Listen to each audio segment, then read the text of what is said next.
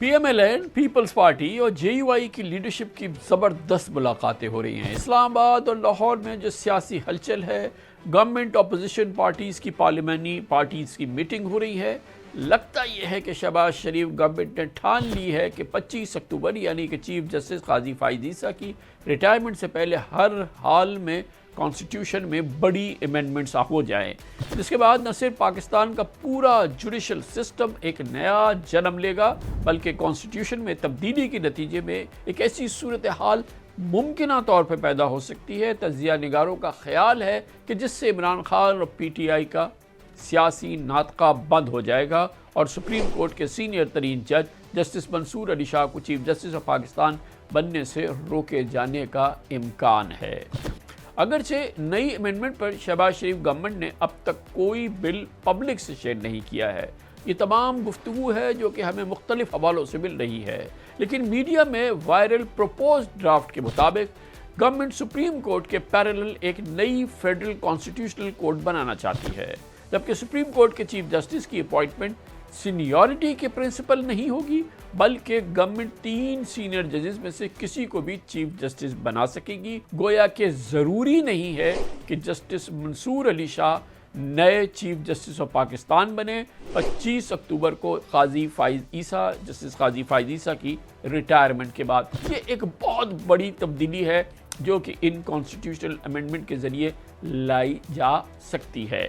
Media interviews میں بلاول بھٹو کہہ چکے ہیں کہ جسٹس منصور علی شاہ ججز کو کنٹرول نہیں کر سکیں گے، جبکہ ڈیفنس منسٹر خواجہ آصف کو کنسرنز ہیں کہ انہیں اس بات کے اشارے ملے ہیں کہ اکتوبر کے بعد الیکشن آڈٹ ہو سکتا ہے۔ اس لیے ہم کہہ سکتے ہیں کہ یہی وہ بنیاد ہے جس کی وجہ سے جسٹس منصور علی شاہ کے اگلے چیف جسٹس نہ بننے پر اسپیکولیشنز ہو رہی ہیں۔ ایسا لگتا ہے کہ ان پروپوزڈ امینڈمنٹس کے ذریعے ہائر جوڈیشری کو کنٹرول کیا جا سکے گا تاکہ گورنمنٹ کو کانسٹیٹیوشنل میٹرز میں پریشانی کا سامنا نہ ہو۔ کانسٹیٹیوشن میں امینڈمنٹس کے بعد ایسا گراؤنڈ بھی بن جائے گا جس میں عمران خان اور پی ٹی آئی کو کیسز میں ملنے والے جو پاسبل ریلیفز ہیں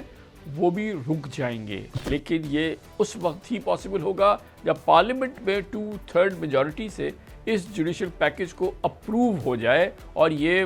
2/3 میجورٹی ہو جائے بہرحال یہ اپ ہل ٹاسک ہے۔ اس کے لیے سینٹ میں 64 اور نیشنل اسمبلی میں 224 ممبرز کے ووٹ چاہیے ہیں۔ اس نمبر گیم کو پورا کرنے کے لیے پولیٹیکل پارٹیز کی میٹنگز، ڈائیلاگ اور اگر عام لفظوں میں کہا جائے تو جوڑ توڑ چل رہی ہے۔ زبردست گہما گہمی اور ہلچل ہے۔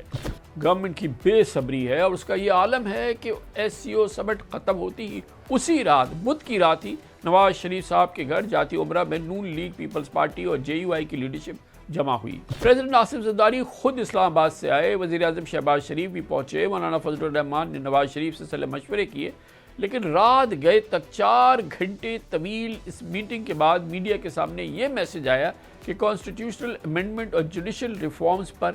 اتفاق نہیں ہو سکا ہے۔ گویا کہ مسئلہ ہے میچ پھنسا ہوا ہے۔ پارلیمنٹ کو بالا تر رکھا جائے، اس کی بالاتری کو مستحکم اور مضبوط بنایا جائے، آئین کی بالادستی کو مضبوط بنایا جائے۔ ہم نے اسی حوالے سے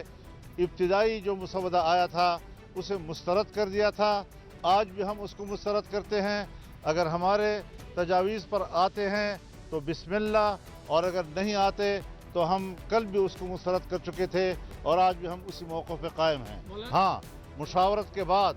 ہم اتفاق رائے کی طرف بڑھ رہے ہیں۔ نئی امینڈمنٹ پر آج فیڈرل کیبنٹ کی میٹنگ بھی پوسٹ پون ہو گئی ہے، اور خبریں ہیں کہ پولیٹیکل کنسنسس کے لیے آج پارلیمنٹ کی اسپیشل کمیٹی کی میٹنگ بھی بغیر کسی نتیجے کے ختم ہو گئی ہے۔